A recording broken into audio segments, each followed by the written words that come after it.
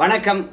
என்ன செய்தி பார்க்க போறோம்னு கேட்டீங்கன்னா, வென்றார் எடப்பாடி பழனிசாமி, அதிமுக ஒன்றானது, குஷியில் தொண்டர்கள். உண்மையாகவே அதிமுக ஒன்றானதுக்கு என்ன காரணம் என்ற விஷயத்தை தான் நம்ம விரிவாக பார்க்க போறோங்க. ஆனால் அதுக்கு முன்பாக இதுவரைக்கும் நம்ம சேனலை நீங்கள் சப்ஸ்கிரைப் பண்ணல அப்படின்னா சப்ஸ்கிரைப் பண்ணிக்கோங்க, கொஞ்சம் சப்போர்ட் பண்ணுங்க. முதல்ல எடப்பாடி பழனிசாமிக்கு சில அறிவுரைகளை வழங்கணும் என்று நான் நினைக்கிறேன். என்னையா இருந்தாலும் எவ்வளோ பெரிய ஆள், 52 வருஷமாக அரசியல் களத்தில் இருக்கிறாரு, அவருக்கு ஒரு அறிவுரையா அப்படின்னு சொல்லிட்டு நீங்கள் கேட்பீங்க. எங்கிருந்து வேண்டுமானாலும் பாடம் கற்கலாம். ஏன் தெரியுமா? இங்கே சேர்ந்துருக்காங்க இல்லையா, 25 பேரில் 4 பேர் போயிட்டு மீதி அத்தனை பேரும் சேர்ந்துருக்காங்கல்ல, அந்த 4 பேருடைய பின்னணியை பற்றி நான் பேச போகிறேன். ஆனால் திரும்பி வந்தவங்க பற்றி நம்ம அதிகமாக பேசுறதை விட கீழ்மட்டத்தில் தொண்டர்களுக்கும் நிர்வாகிகளுக்கும் நம்பிக்கை அத்து போயிருக்குது.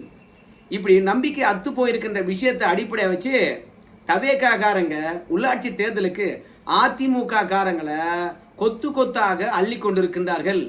அதனால எடப்பாடி பழனிசாமி மாவட்டந்தோறும் ஆலோசனை கூட்டத்தை அவரே நடத்தணும். அப்பதான் கீழ்மட்டத்தில் இருக்கக்கூடிய தொண்டர்களையும் நிர்வாகிகளையும் தக்க வைத்துக் கொள்ள முடியும். பதவி ஆசையும் சரி, பணத்த ஆசையும் சரி, அரசியல் இருக்கிறவனுக்கு என்னைக்குமே விட்டு போகாது. அதனால அதிமுக மீது நம்பிக்கை ஏற்பட வேண்டும் என்றால் எடப்பாடி பழனிசாமி தான் கீழ்மட்டம் வரைக்கும் சென்று ஆலோசனை நடத்தணும். நான் ஊரா போனோம், ஊரா கொடியேற்றணும் அப்படின்னு சொல்லிட்டு ஆசைப்பட்டேன். அது கூட செய்யலாம், பரவாயில்ல. கீழ்மட்டம் வரைக்கும் போய் எடப்பாடி பழனிசாமி கண்டிப்பாக ஒன்றியத்தில் இல்லைனா கிளைக்கழகங்கள் வரைக்கும் கூப்பிட்டு ஆலோசனை நடத்தணும். அப்படி ஆலோசனை நடத்தினா மட்டும்தான் அதிமுகவினுடைய கீழ்மட்ட கட்டமைப்பை நாம தக்க வைத்துக் கொள்ள முடியும். முதல் கட்டமாக எடப்பாடி பழனிசாமி என்ன பண்ணணும் அப்படின்னு பார்க்கும்போது, ஏன்பா நம்மளுக்குள்ள இருந்த பிரச்சனை தீர்ந்து போச்சு, இனிமே நம்ம பிரச்சனையை ஊடகம் பேசி கிடக்கும், ஆனா நாம பேச தேவையில்ல. விசுவாசத்தை எடப்பாடி பழனிசாமிக்கு நீங்களாம் காட்ட வேண்டியது கிடையாது.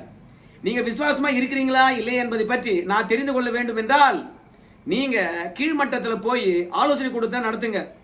நீங்க நடத்துகின்ற ஆலோசனை கூட்டத்தின் மூலமாக புதியவர்கள் கட்சியில சேரணும். ஏற்கனவே இருக்கக்கூடிய நிர்வாகிகள் சுறுசுறுப்பா வேலை பார்க்கணும். அதனால எல்லோருமே போயிட்டு கீழ்மட்டத்தில் ஆலோசனை நடத்தி தோல்விக்கான காரணம் என்ன, கட்சியை எப்படி கட்டமைக்க வேண்டும் அப்படின்னு சொல்லிட்டு கீழ்மட்டத்தில் மாவட்ட செயலாளர்கள் ஒட்டுமொத்த பேரும் ஆலோசனை நடத்தணும். அப்படி ஆலோசனை நடத்துகின்ற போதுதான் தோல்விக்கான உண்மையான காரணம் தெரியும், வெற்றி அடைவதற்கான அடுத்த கட்ட வழியும் தெரியும். ஏன்னா கீழ்மட்டத்தில் இருக்கிறவங்க மட்டும்தான் மக்களுடன் நேரடி தொடர்பில் இருக்கிறான். மக்கள் என்ன சொல்றாங்க அப்படின்றதும், விஜய் மீது மக்களுக்கு இன்னும் ஆர்வம் இருக்கா இல்லையா, அவங்க ஊர்ல மக்கள் என்ன பேசுகிறாங்க, இதை பற்றியெல்லாம் கீழ்மட்டத்தில் இருக்கக்கூடிய தொண்டர்களுக்கும் நிர்வாகிகளுக்கு தான் தெரியும். அதனால இப்ப மாவட்ட செயலாளராக புதுசா நியமிக்கப்பட்டவர்களா இருக்கலாம், இல்ல பதவியிலிருந்து எடுக்கப்பட்டவர்களா இருக்கலாம், இல்ல ஏற்கனவே மாவட்ட செயலாளர் இருக்கிறாங்களா இல்ல அவங்களா இருக்கலாம், எல்லாரும் கீழ்மட்டத்தில் ஆலோசனை நடத்தணும். அப்படி ஆலோசனை நடத்தி விட்டு ஆலோசனை நடத்தினதுக்கான புகைப்படத்தை ஒன்று விடாம நீங்க தலைமைக்கு அனுப்பி வைக்கணும். ஒரு ஒன்றியத்தில் எத்தனை கிராமம் இருக்குதோ அத்தனை கிராமத்தையும் கூப்பிட்டு ஆலோசனை நடத்தணும் மாவட்ட செயலாளர்கள். அப்பதான் கட்டமைப்பு பாத்தீங்கன்னா நாம தக்க வைத்துக் கொள்ள முடியும்.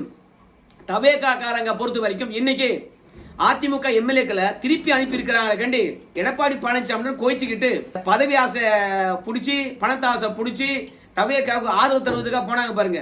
அவங்களாக கட்சி நல்லா இருக்கணும், ஜெயலலிதாவுடைய புகழ் இருக்கணும், எம்ஜிஆருடைய கட்சி, அந்த கட்சி எவனுக்கும் சொந்தம் இல்லை, அந்த ஆளு எந்த நோக்கத்துக்காக கட்சி ஆரம்பிச்சானோ அந்த நோக்கம் நிறைவேறணும், அதுக்காக நாங்கள் திரும்பி வரோம் அப்படின்னு தவேகாவுக்கு ஆதரவு அளிச்சவங்க திரும்பி வரவே இல்லை. அவங்களுக்கு வேற வழி இல்லை. ஏன்னா எல்லா வழியும் அவங்க முட்டி மோதி பார்த்துட்டு தான் திரும்பி வராங்க.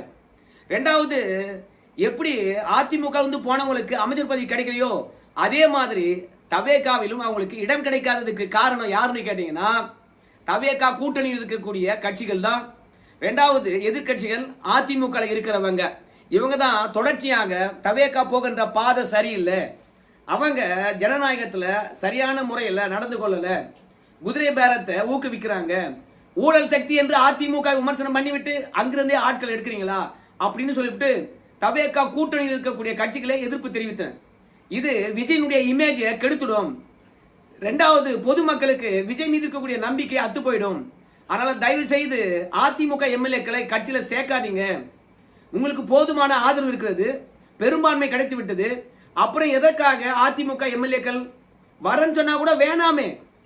நீங்க ஒரு கட்சி ஆரம்பிச்சிருக்கீங்க. யாரை நம்பி ஆரம்பிச்சீங்க? உங்க ரசிகரை நம்பி, உங்க தொண்டரை நம்பி, விஜய ஏத்துக்கொண்டவனை நம்பி, அதிமுகவை நம்பி நீங்க கட்சி ஆரம்பிச்சீங்க. அதிமுக எம்எல்ஏக்கள் உங்க கட்சிக்கு வரணும்னா நீங்க ஆட்சி அமைச்சீங்க, இல்ல கட்சியை தொடங்குனீங்க. அப்போ அதிமுகவை நம்பி கட்சி ஆரம்பிக்காத போது அதிமுக இருந்து வந்தவன், ஏற்கனவே பழம் தின்னு கொட்டை போட்டவன், ஊழல் சக்தியா மாறி போனவன், அவனெல்லாம் கட்சியில சேர்ப்பது எப்படி கண்ணியமா இருக்கும்? எப்படி நேர்மையா இருக்கும்? அதுலயும் அன்புமணி ராமதாஸ் அவர்கள் கொதித்து எழுந்து விட்டார். எப்படி? குதிரை பேரத்தை விட மோசமான பேரம் பேசுற ஒரு லாட்டரி கும்பல் தவேக்கால் இருக்குது. பணத்தால் எல்லாம் பண்ணிடலாம் அப்படின்னு நினைக்கிறாங்க. இப்படியே போச்சுன்னு வச்சுங்களேன், இடைத்தேர்தலில் படுதோல்வி அடைவீங்க. நாங்க அத்தனை பேரும் பொது வேட்பாளரே நியமிப்போம் அப்படின்னு சொல்லிவிட்டு அதிமுக உடைப்பதும் அங்க இருக்கக்கூடிய எம்எல்ஏக்களை தவேக்கால இணைப்பதுமாக ஈடுபட்டு கொண்டிருந்த விஜயனுடைய மொளமாரித்தனத்தை பொது வெளியில போட்டு உடைத்தாங்க. தவேக்கா வந்து பாத்தீங்கன்னா நாரி போச்சு அதனுடைய இமேஜ். ஏன் மக்கள் பிரச்சனையை பற்றி ஆழமா சிந்திக்க மாட்டாங்க. ஆனா அதிமுக இருக்கிறவனை கட்சியில சேர்க்கறதுக்கு மட்டும் அவ்வளவு ஆர்வமா செயல்படுறாங்கயா அப்படின்னு மக்களே பேச ஆரம்பிச்சுட்டாங்க. இவங்க என்ன மாற்று?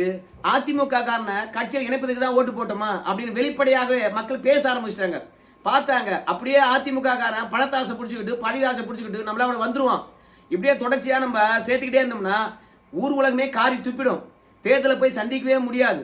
உன்னை நம்பி ஓட்டு போட்டா நீ அதிமுக காரனை சேர்த்துக்கினியா அப்படின்னு சொல்லிட்டு காரி துப்புவாங்கிறதுனால என்ன பண்ணாரு விஜய்? நாகரிகமா ஆதிவாதினை கூப்பிட்டு, யோ அதிமுக இருக்கிறவங்க எவனையுமே சேர்க்காதையா, ஒருவேளை குதிரை பேர விஷயம்லாம் பேசுறத விட்டான்னு வச்சுங்களேன். அதே மாதிரி அதிமுக காரங்க ஒன்னா இணைஞ்சிட்டு தலைமை மீது அதிருப்தி ஏற்பட்டு ஒவ்வொருத்தனா வெளியே வருவான் பார். இன்னும் 1 வருஷம் பொறுத்தோ 2 வருஷம் பொறுத்தோ அப்ப வேண்டுமானால் நம்ம கட்சியில் நினைச்சுக்கலாம். இப்ப வேணாயா, நிறுத்தியா, போய் அதிமுக திரும்பி வந்திருக்காங்க பாரு, அவங்க கிட்ட சொல்லிடு, ஏன்பா இனிமே கட்சியில சேர்க்க மாட்டோம், நீ பதவி ராஜினாமா பண்ணனா வச்சுங்களேன், நீ உன் கட்சி சார்பா நிக்கலாம், இல்ல சுயாட்சியா நிக்கலாம், வேட்பாளரா கூட உங்களை நிறுத்த மாட்டோம், இஷ்டம் வந்தா வாங்க அப்படின்னு உண்மையை சொல்லிட்டாங்க. அதனால ஏடாது தவேக்காவில் விரட்டி அடிக்கிறாங்க. இப்ப வேணான்னு சொல்றாங்க. ஊரெல்லாம் வந்து பாத்தீங்கன்னா பதவிக்காக போனா, பணத்துக்காக போனா அப்படின்னு காரி துப்புறாங்க. நம்மளால இனிமே தவேக்கா பக்கம் போனாலும் அசிங்கம் அப்படின்றதுனால எல்லா வழியும் முட்டி பார்த்து விட்டு எடப்பாடி பழனிசாமி கிட்ட வந்து சமாதானம் பேசியிருக்காங்க. ஆனா திரும்பி வந்தவனுங்க சொன்னானுங்க பாரு, சாமி வாழ்நாள்ல அந்த மாதிரி காரணத்தை நான் பார்த்திருக்கவே மாட்டேன். இந்த எஸ்பி வேலுமணி சிவி சண்முகம் பேட்டி கொடுத்ததை நான் பார்க்கல. அவர் எடப்பாடி பழனிசாமியும் சந்திக்கல, சபாநாயகரையும் சந்திக்கல. ஆனால் தகுதி நீக்கத்தில் இருந்து தப்பிக்க வேண்டும் என்பதற்காக கொறடா உத்தரவை மீறினாங்கன்னு சொல்லிட்டு இந்த அதிமுக பிரிந்து சென்றவங்க எல்லாம் ஒன்று சேர்ந்து நாங்க கொடுத்த புகார் மனுவை திரும்ப பெற்றுக் கொள்கின்றோம், தகுதி நீக்கம் செய்ய வேண்டிய எங்க கோரிக்கையை தூக்கி குப்பையில போடுங்க அப்படின்னு சொன்னாங்கல்ல. அந்த கடிதத்துல சிவி சண்முகம் கையெழுத்து போட்டார். எடப்பாடி பழனிசாமி எடுக்கின்ற முடிவுக்கு கட்டுப்படுறேன் என்ற கடிதத்தில் கையெழுத்து போட்டார். ஆனா எடப்பாடி பழனிசாமி சந்திக்கல, சபாநாயகரும் சந்திக்கல. சோ எல்லாரும் ஒன்று சேர்ந்து ஒரு முடிவு எடுத்ததுனால எடப்பாடி கிட்ட கொண்டு போய் கொடுத்தாங்க. நீங்க சொல்றதை கேட்கிறோம், எங்களுக்கு பழைய மாவட்ட செயலாளர் பதவி கொடுங்க அப்படின்லாம் போய் கோரிக்கை வச்சாங்க. எடப்பாடி பழனிசாமி இவங்க எதுக்காக திரும்பி வந்திருக்காங்கன்றது நல்லா தெரியும். அப்படியே தொடர்ந்து வெளியே இருந்தாங்கன்னா நாளைக்கு அவங்க பதவி போயிடும். ஏன்னா நாளைக்கு தான் லாஸ்ட் டேட். ரெண்டாவது தவேக்காலம் இணைச்சு கொள்ள மாட்டேன் அப்படின்னு சொல்லிட்டாங்க. சட்டப்படி மோதியும் பார்க்க முடியாது. எடப்பாடி பழனிசாமி கிட்ட தான் அதிக எம்எல்ஏக்கள் இருக்காங்க. ரெண்டாவது அவர் தான் பொதுச் செயலாளர், மக்களால் இல்ல தொண்டர்களால் அவர் தான் தேர்ந்தெடுக்கப்பட்டிருக்கிறாரு. அப்படி இருக்கும்போது எல்லா கதவுகளும் அடைக்கப்பட்டு விட்டது. அதனால திரும்பி வந்திருக்காங்க. இதை எடப்பாடி பழனிசாமி புரிஞ்சுக்கிட்டாரு. ஏன்பா அதிமுக திரும்பி வந்திருக்கீங்க, வாழ்த்துக்கள், ஆனா நீங்க கேட்கறதுலாம் கிடைக்காது, ஏன்னா நீங்க துரோகிகள் அப்படின்னு தெளிவாகவே எடப்பாடி பழனிசாமி சொல்லிட்டார். உங்களை நம்புறதுக்கு நான் முட்டாள் கிடையாது. நீங்க அதிமுக விசுவாசமா வந்திருக்கீங்களா, எனக்கு விசுவாசம் வந்திருக்கீங்களா, இல்ல மக்களுக்கு தொண்டாட்ட வந்திருக்கீங்களா, எம்ஜிஆர் வந்தீங்களா, ஜெயலலிதாவால வந்தீங்களா எனக்கு தெரியாது. ஆனா நீங்க போனதும் தப்பு, திரும்பி வந்ததும் தப்பு நான் நினைக்கிறேன். வந்துட்டீங்களா, பதவி தான் கேட்காதீங்க. படிப்படியாக நானே பாத்தீங்கன்னா நீங்க இருந்த பொசிஷன்ல உங்களை கொண்டு போய் நிறுத்தினேன், அமைதியா போங்க. இப்ப எனக்கு பதவி வேணும் என்று நீங்க கேட்டீங்கன்னா, ஏற்கனவே பதவியில போட்டவன் என்ன பண்ணுவான், அவன் போர்க்கொடி உயர்த்துவான். போய் கட்சி வேலை பாருங்க. ஏன்னா நீங்க தான் சீனியரா இருக்கிறீங்க, செய்தியாளர்கிட்ட நீங்க தான் எல்லாத்தையும் பேச போறீங்க. மாவட்ட செயலாளர் போட்டிருக்க பாரு, அவன்லாம் ஒன்றும் பெருசா செய்தியாளர்களை சந்திக்க போறதில்ல, கட்சியில பெருசா வளர போறதில்ல. மாவட்ட செயலாளராவது இருந்துட்டு போட்டோம், அதனால நீங்க எம்எல்ஏவை போய் வேலை பாருங்க அப்படின்னு எடப்பாடி பழனிசாமி விரட்டி வச்சிருக்காரு. மொத்தத்துல எடப்பாடி கைதான் ஓங்கி இருந்தது. அந்த ஆளு கட்சிக்காக இருந்தாங்க, ஜெயலலிதாக்காக இருந்தாங்க, கொள்கையில உறுதியா இருந்தாங்க. இவனுங்கெல்லாம் ஏதோ திமுகவுடன் கூட்டணி வைக்கிறாரு, எங்க கொள்கைக்கே முரணா இருக்கிறது, மனசு ஒம்பல, நாங்கெல்லாம் வந்து பார்த்தீங்கன்னா தவேக்காவுக்கு ஆதரவளிக்கணும் அப்படின்னு போய் தவேக்காவை ஆதரிச்சு ஓட்டு போட்டுட்டு தவேக்காவுக்குள்ள போக முடியாதுன்னு தெரிஞ்ச பிறகு திரும்பி ஓடியாந்துருக்கானுங்க. இப்ப ஆதரவளிச்சிங்களே, அந்த ஆதரவை திரும்பி பெற முடியுமா? இனிமே ஆதரவு அளிக்க மாட்டோம் அப்படின்னு வேண்டுமானால் நீங்க சொல்லலாம். ஆனா 144 எண்ணிக்கையை காட்டிட்டாரு. பெரும்பான்மை வந்து பாத்தீங்கன்னா விஜய்க்கு இருக்கிறது. அது மட்டும் கிடையாது, 4 பேர் ராஜினாமா பண்ணிட்டாங்க. 4 பேர் ராஜினாமா பண்ணதுனால அவையினுடைய சட்டமன்ற உறுப்பினர் எண்ணிக்கையானது 234 இருந்து 229 குறைஞ்சு போச்சு. அதிலிருந்து விஜய் அவர்களை பொறுத்த வரைக்கும் கூட்டணி கட்சிகளுடன் சேர்ந்து பார்க்கும்போது பெரும்பான்மைக்கு விட அதிகமா எம்எல்ஏக்கள் அவங்க கிட்ட இருக்குது. அதனால விஜயை பொறுத்த வரைக்கும் அடுத்த 2 ஆண்டுக்கோ 3 ஆண்டுக்கோ இல்ல திமுக கூட்டணியில் இருக்கக்கூடிய கட்சிகள் போய் ஏன்பா விஜய் உனக்கு ஆதரவு தெரிவிக்க மாட்டேன் என்று வெளியே வர்ற வரைக்கும் அவருக்கு பிரச்சனை கிடையாது. அதனால எப்ப காப்பாற்றணுமோ அப்ப காப்பாத்திட்டீங்க, லம்பா காசும் வாங்கிட்டீங்க. இங்க வந்து மீண்டும் பதவி சுகமா? அதெல்லாம் நெவர். முதல்ல போய் வேலையை பாருங்க அப்படின்னு சொல்லிட்டு எடப்பாடி பழனிசாமி விரட்டி அடிச்சிருக்கார். என்ன கவர்மெண்டா நீங்க? கட்சி நான் உங்களுக்கு நினைக்கிறீங்களா? கஷ்டப்பட்டு தெரு தெருவா போய் சட்ட போராட்டம்லாம் நிகழ்த்தி கட்சியை ஒருங்கிணைத்து வச்சிருப்பேன். நீங்க எங்க வேணாலும் சுத்திவிட்டு என்ன வேணாலும் பண்ணிட்டு ஓடி வந்து எனக்கு பதவி கொடுனா என்ன நீ வச்சு ஆளானானு? போயா போயா, உன்ன மாதிரி 1.5 கோடி தொண்டர்கள் இருக்கான், அவன் என்ன கேள்வி கேட்டா கூட பரவாயில்ல, நீலாம் வந்து பதவி கொடுங்க கேட்காத அப்படின்னு வேலுமணி எல்லாம் சிவி சண்முகத்தெல்லாம் விரட்டி அடிச்சிருக்கிறார். அதனால போக போக பார்க்கலாம் பதவியெல்லாம் அப்படின்னு எடப்பாடி பழனிசாமி சொல்லியிருக்கின்றார். அதனால எடப்பாடி பழனிசாமி தன்னுடைய நிலையை உயர்த்தி கொள்ள வேண்டும் என்றால், கூட்டணி கட்சி தலைவர்கள் எடப்பாடி பழனிசாமிக்கு ஆதரவு தெரிவிக்க வேண்டும் என்றால், அடுத்து வருகின்ற உள்ளாட்சி தேர்தலை வெற்றி பெறணும்னா இல்ல அடுத்து வருகின்ற நாடாளுமன்ற தேர்தல் வெற்றி பெற வேண்டும் என்றால் எடப்பாடி பழனிசாமி வீட்டை விட்டு வெளியே வரணும். 2வது மாவட்டம் தோறும் போய் ஆலோசனை கொடுத்தா போடணும். அப்படி இருந்தா மட்டும்தான் எடப்பாடி பழனிசாமி கூட்டணி கட்சிகளை தக்க வைத்துக் கொள்ள முடியும். கூட்டணியை தக்க வைத்தா மட்டும்தான் வருகின்ற நாடாளுமன்ற தேர்தலோ இல்ல உள்ளாட்சி தேர்தலையோ வந்து பாத்தீங்கன்னா திமுக 3ஆம் இடம் போகும், அதிமுக 2ஆம் இடம் வரும். ஏன்னா அவங்க 59 எம்எல்ஏ இருக்காங்களாம். அதனால அவங்க ஆக்கப்பூர்வமா எதிர்கட்சியா செயல்படுவாங்களாம். ஆனா அவங்க மிக மோசமான தோல்வி அடைந்திருக்காங்க. திமுக எழுந்து வருவாங்களா என்பது கூட தெரியல. ஆனால் ஒரு 4 எம்எல்ஏ எக்ஸ்ட்ரா ஜெயிச்சதுனால திமுக பொறுத்த வரைக்கும் எதிர்கட்சி அந்தஸ்து பெற்று விட்டது. பிரதான எதிர்கட்சியா இருந்தா கூட அதை பின்னுக்கு தள்ளலாம். தவேக ஒன்றும் உள்ளாட்சி தேர்தலில் எதிர்கொண்ட அனுபவம் இல்லை. நல்ல தரமான வேட்பாளர் கிடைக்க மாட்டாங்க. தரமான வேட்பாளருக்கு தான் அதிமுக ஆட்களை தேடி தேடி தூக்க போறாங்க கீழ்மட்டத்தில். அதை தடுத்து நிறுத்தணும்னா அதிமுக இருக்கக்கூடிய மாவட்ட செயலாளர்களும் எடப்பாடி பழனிசாமியும் கீழ்மட்டத்தில் போய் ஆலோசனை நடத்தணும். அந்த ஆலோசனையில தான் வந்து பாத்தீங்கன்னா அதிமுக கட்டமைப்பு அப்படியே இருக்கும். தவேகாவுக்கு தாவ மாட்டாங்க. உள்ளாட்சி தேர்தல் நாடாளுமன்ற தேர்தலில் பெரிய வெற்றியை பெற்று அதிமுக தாயா இனிமே தவேகாவுக்கு மாற்று, அடுத்த முறை ஆட்சியை பிடிக்க போறது அதிமுக தாயா அப்படின்ற ஒரு எண்ணத்தை உருவாக்கலாம். அது மட்டும் இல்ல, பாஜகவுடன் அதிமுக கூட்டணியில் இருந்தா 2 எம்பி ஜெயிச்சா கூட மத்தியில அமைச்சரவையில் இடம்பெறலாம். அமைச்சரவையில் இடம்பெற்றால் விஜய் கண்ணில் விரல விட்டு ஆட்டலாம். அடுத்து வருகின்ற சட்டமன்ற தேர்தலில் வெற்றி பெறதுக்கு இந்த அதிகாரம் எல்லாம் பயன்படும். அதனால எடப்பாடி பழனிசாமியை பொறுத்த வரைக்கும் கீழ்மட்டத்தில் தான் போய் கட்சியை பலப்படுத்தணும்.